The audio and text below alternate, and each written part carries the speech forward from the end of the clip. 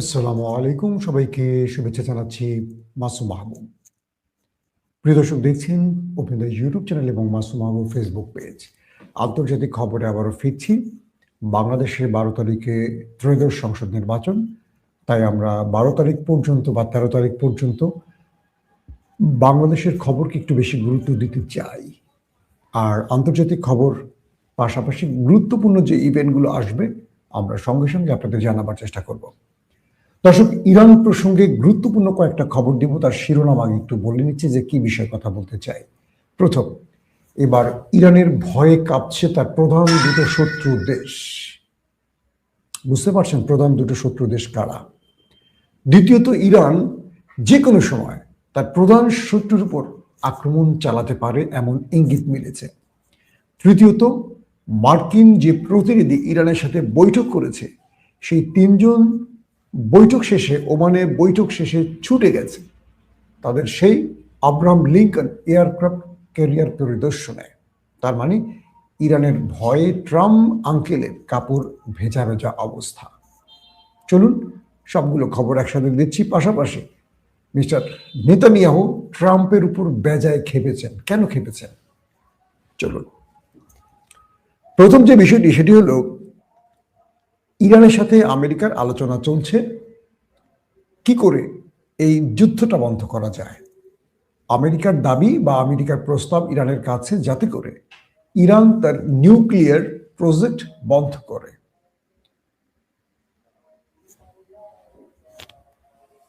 Coming তো ইরানের চেষ্টাটা হলো যুদ্ধ এড়িয়ে চলা, আর আমেরিকার টার্গেট হলো যে কোনোভাবে ইরানকে ভয় দেখিয়ে তাদের শর্ত মানানো। শর্ত তিনটা কি কি বলেছি আপনাদের: নিউক্লিয়ার প্রজেক্ট বন্ধ করা, মিসাইল প্রজেক্ট বন্ধ করা বা সীমিত করা, আর রেজিম চেঞ্জ ঘটানো, সরকার পরিবর্তন করা। প্রথম দুটো মানলে হয়তো সরকার পরিবর্তনের বিষয়টা একটু হ্রাস পাবে।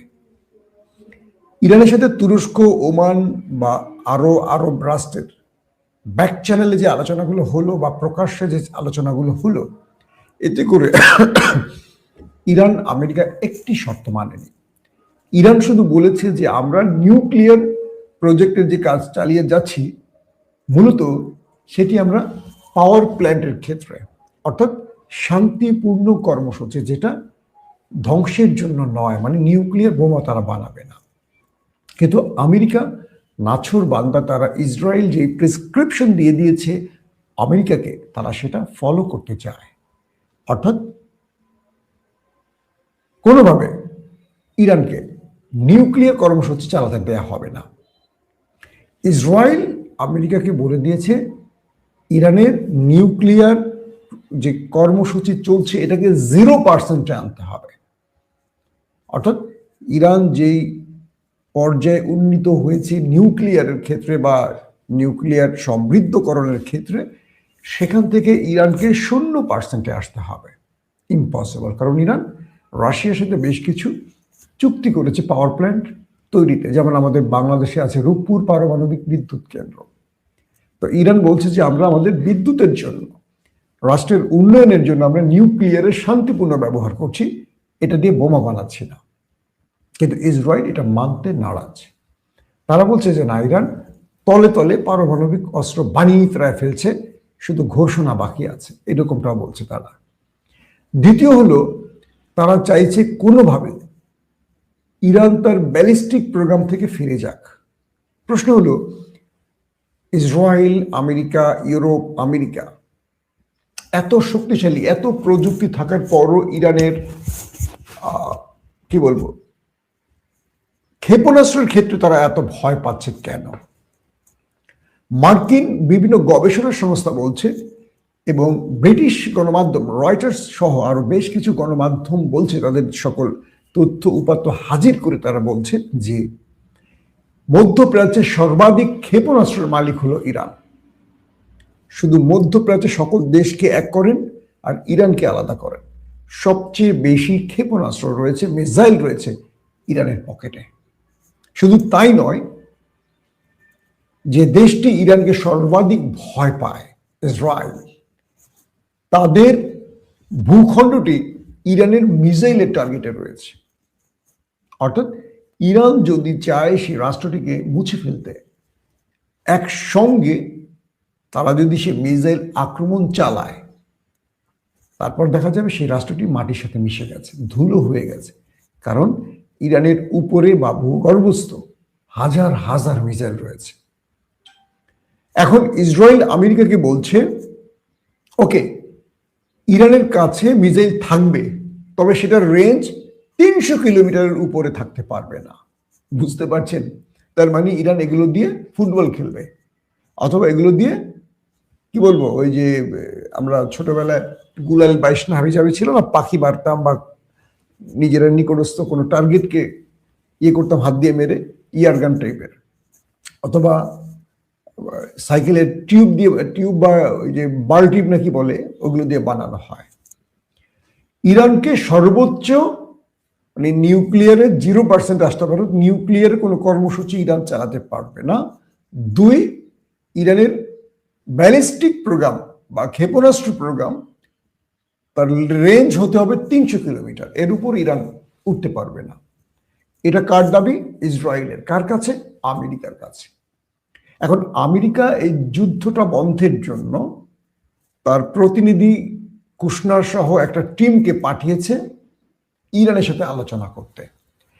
আলোচনা শেষে তারা চলে গেছে এয়ারক্রাফট ক্যারিয়ার পরিদর্শনে। অর্থাৎ ইরানের যে টার্গেট রয়েছে, ইরান আমেরিকার সাথে যুদ্ধ বাঁধলে তাদের প্রথম টার্গেট হবে মার্কিন এয়ারক্রাফট ক্যারিয়ারকে উড়িয়ে দেয়া। আর আমেরিকা এই যুদ্ধটা পরিচালনা করতে চায় এয়ারক্রাফট ক্যারিয়ারে বসে। তাহলে প্রশ্ন করবেন, মধ্যপ্রাচ্যে আমেরিকার এত ঘাঁটি আছে, তাহলে আমেরিকা সেই ঘাঁটিগুলো ব্যবহার করবে না কেন? অর্থাৎ ইরানের ভয় বা মুসলিম বিশ্বের চাপে, মধ্যপ্রাচ্যের বাকি দেশগুলো তো মুসলিম দেশ, আরব দেশ, এরা ইরানের ভয়ে বা বিশ্ব মুসলিমের চাপে ইরানে হামলার ব্যাপারে তারা আমেরিকাকে অনুমতি দেয়নি।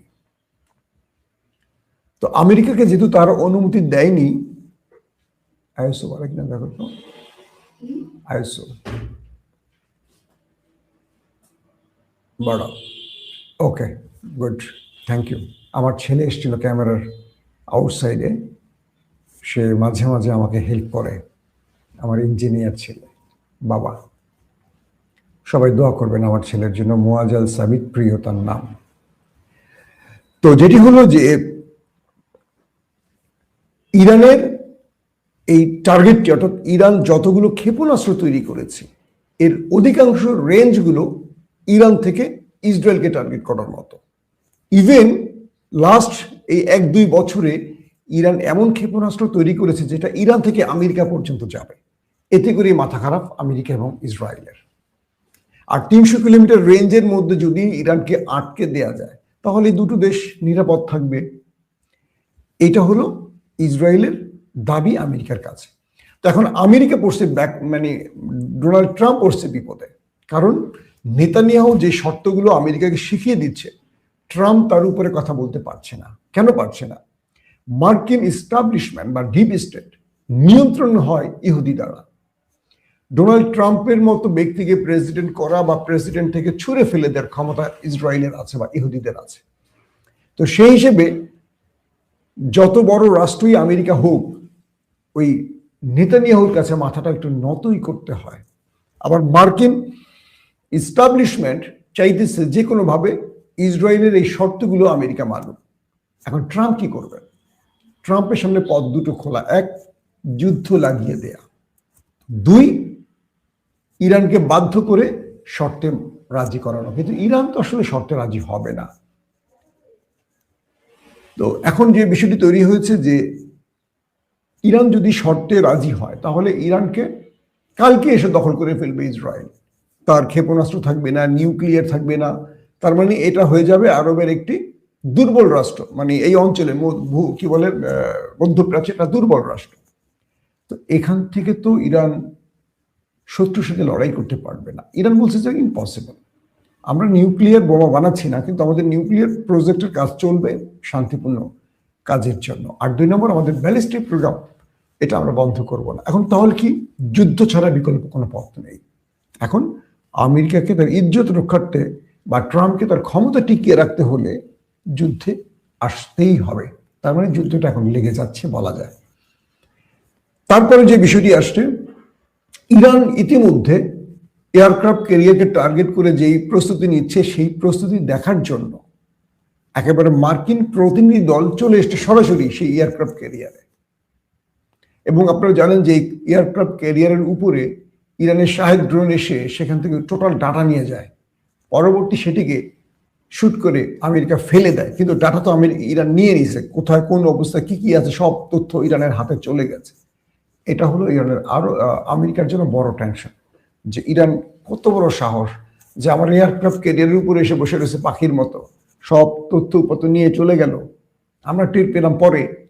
এটা নিয়ে আমেরিকার টেনশন বেড়েছে। এখন ইরান যদি চাইতো ডাটা না নিয়ে এটা বোমা ফেলে চলে যেতে পারতো, তখন কি দাঁড়াতো বলেন? আমেরিকার অবস্থা, আমেরিকার ইজ্জত থাকতো। সবচেয়ে বড় এয়ারক্রাফট ক্যারিয়ার, যেটা হাজার হাজার কোটি টাকা দিয়ে তৈরি করা। এখন ডোনাল্ড ট্রাম্প মাইন্ড চিপে আছেন, তিনি ক্ষমতা হারাবেন নাকি ইরানের সাথে যুদ্ধে লেগে যাবেন, গেল একটা ব্যাপার। আসেন 3 নম্বর বিষয়টি কি। 3 নম্বর বিষয়টি হলো, ইরানের হাতে রয়েছে যে মিসাইলগুলো, মানে ক্ষেপণাস্ত্রগুলো, যেমন মার্কিন গবেষণা সেলগুলো এবং ব্রিটিশ গণমাধ্যম রয়টার্স সহ যারা বলছেন যে ইরানের ভূগর্ভস্থ ক্ষেপণাস্ত্রের কেন্দ্র রয়েছে প্রায় 5টি। এই 5টি শুধু তেহরানের আশপাশে রয়েছে, পাশাপাশি উপসাগরীয় অঞ্চলে আরো বেশ কয়েকটি রয়েছে। এবং এই প্রত্যেকটি স্টোরেজ বা কেন্দ্রে অজস্র মডেলের, অজস্র ধরনের, ভেরিয়েন্টের ভয়ঙ্কর ভয়ঙ্কর সব মিসাইল রয়েছে। এগুলোর খবর তারা সংখ্যায় বললেও এটা মাটির কত নিচে বা এটাকে B2 বোম্বার্স দিয়ে অ্যাটাক করে ধ্বংস করা যাবে কিনা আমেরিকা বুঝতে পারছে না। তার মানে ইরান তার ক্ষেপণাস্ত্রগুলোকে এমন নিরাপদ জোনে রেখেছে, চাইলেই কেউ আক্রমণ করে এগুলোকে ধ্বংস করতে পারবে না। আপনারা জানেন যে 2023-এ ইরান তার হাইপারসোনিক টেস্ট চালিয়েছিল। মাঝখানে অনেকে প্রশ্ন করতেন যে ইরানের হাইপারসোনিক বা সুপারসোনিক আছে কিনা, এরকম প্রশ্ন আসছিল। তো ইরান এটার জবাব দিল কিভাবে? 2023-এ তারা ফাত্তা-1 হাইপারসোনিক মিসাইল টেস্ট চালিয়েছে। এটা শব্দের চেয়ে 5 গুণ স্পিডে চলে। ক্যালকুলেশন করেন, এবার ক্যালকুলেটর নিয়ে বসেন যে শব্দ কতদূর শুনছেন আপনারা। আমার এই তুড়িটা আপনার কানে চলে গেছে সেকেন্ডের মধ্যে, তার চেয়ে 5 গুণ স্পিডে এই মিসাইলটি ছুটতে পারে। তার মানে ইরান থেকে দখলদার দেশটিতে যদি ফাত্তা-1 মারা হয়, কয়েক মিনিটে সেটা পৌঁছে যাবে, কয়েক মিনিটে।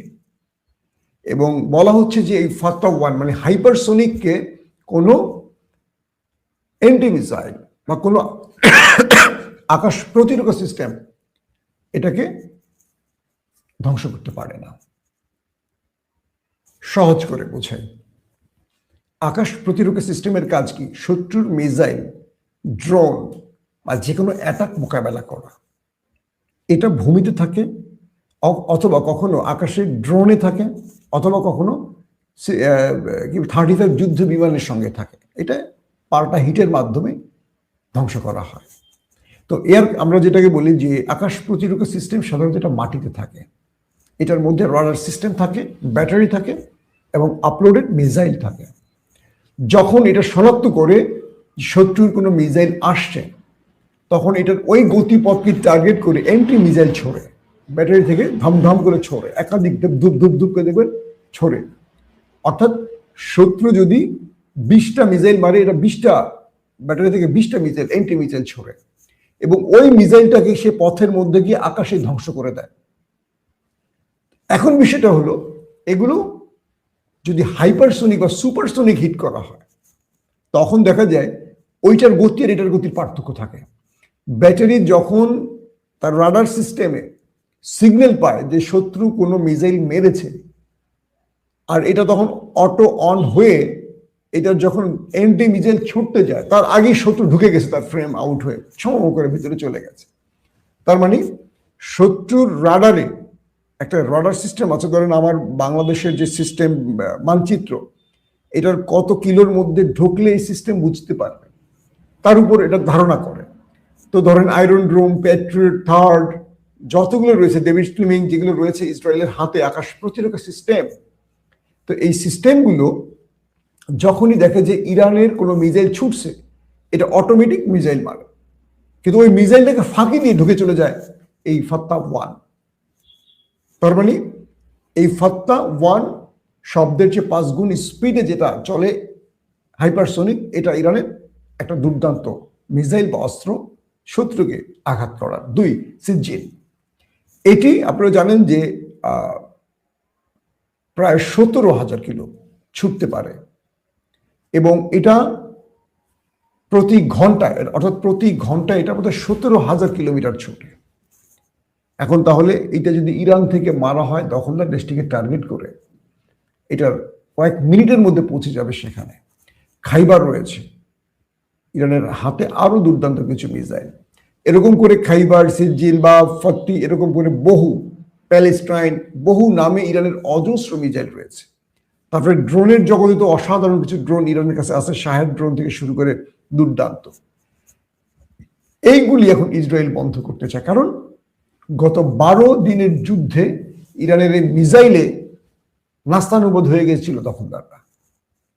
তাই তারা আমেরিকার ঘাড়ে বন্দুক রেখে এখন এই মিসাইল থেকে রক্ষা পাওয়ার জন্য আমেরিকার ঘাড়ে বসে বসেছে, তোমাদের এই মিসাইল প্রোগ্রাম বন্ধ করতে হবে, নতুবা আমরা ঘুমাইতে পারি না তোমাদের টেনশনে, আমাদের কাপড় ভিজে যায় ভয়ের ঠেলায়। এটা হলো দখলদারদের টার্গেট। ওই যে 12 দিনের মাইটটা খাইছে, এই মাইট খাওয়ার পর এখন আমেরিকাকে নিয়ে আসছে, ভাই তোমরা ইরানের এই ব্যালিস্টিক প্রোগ্রাম বন্ধ করো। ব্যালিস্টিক বোঝেন তো? ব্যালিস্টিক মিসাইল হলো রকেট চালিত একটি বিশেষ মিসাইল, যেটি রকেটের অগ্রভাগে ওয়ারহেডে, সেখানে রাসায়নিক, নিউক্লিয়ার ওয়ারহেড বসানো যায়, বিভিন্ন বিস্ফোরক বসানো যায়। এই রকেটটা খুব স্পিডে মুভ করে, এবং এটা সোজা না, এটা গতিপথ পরিবর্তন করতে পারে, আঁকা বাঁকা করতে পারে, এবং এটার অগ্রভাগে, এই ব্যালিস্টিকের অগ্রভাগে নিউক্লিয়ার বসায় দিলে পারমাণবিক হিট করতে পারে। তো ইরান এই ব্যালিস্টিক প্রোগ্রামে পৃথিবীকে মোটামুটি চমকে দিয়েছে। তো সবকিছু মিলে এই মুহূর্তে দখলদারদের মূল ভয়ের কারণ হলো এটা। একদম ফিনিশিং মূল খবরে আসে এবার। ইরানের যে কোনো সময় আমেরিকা আক্রমণ চালাবে, যেহেতু মানে তাদের আলোচনাগুলো ভেস্তে যাচ্ছে বারবার। প্রশ্ন হলো, ইরান আজকে সরাসরি হুমকি দিয়ে বসছে, যদি যেই দেশ তার উপর আগে আক্রমণ করবে, সেটা ইসরায়েল হোক আর আমেরিকা হোক, তার সাথে লড়াইটা জড়িয়ে যাবে ইরান।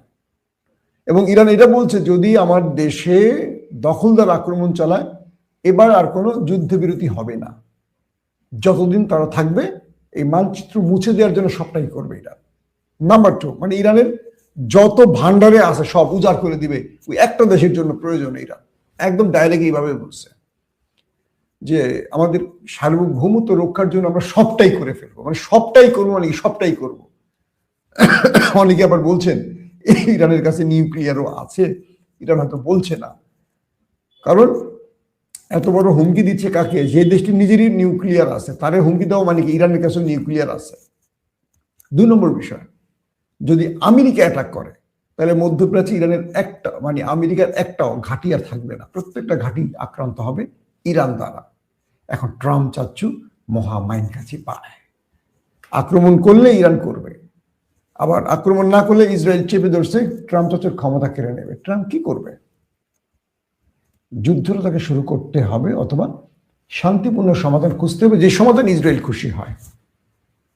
এখন ইস্টাবলিশমেন্ট, মানে মার্কিন ইস্টাবলিশমেন্ট ইরানের বিরুদ্ধে যুদ্ধ চায়, এটাও বলা যায়। আবার মার্কিন ইস্টাবলিশমেন্ট ইসরায়েলকে খুশি করাতেও চায়, কারণ ইস্টাবলিশমেন্ট নিয়ন্ত্রণই করে ইসরায়েল। যেমন আমাদের ইস্টাবলিশমেন্ট নিয়ন্ত্রিত ভারত দ্বারা।